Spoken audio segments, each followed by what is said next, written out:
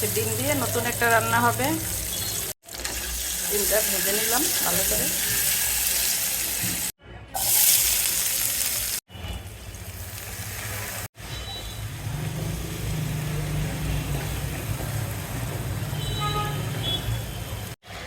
লবণ দিলাম আর একটু সেদ্ধ হওয়ার জন্য ঢেকে দিলাম।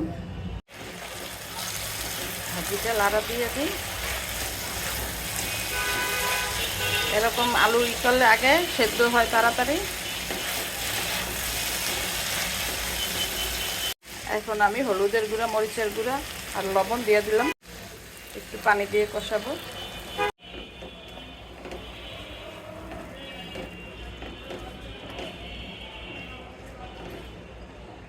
আর একটু ঢেকে দিব। পানি দিয়ে দিলাম।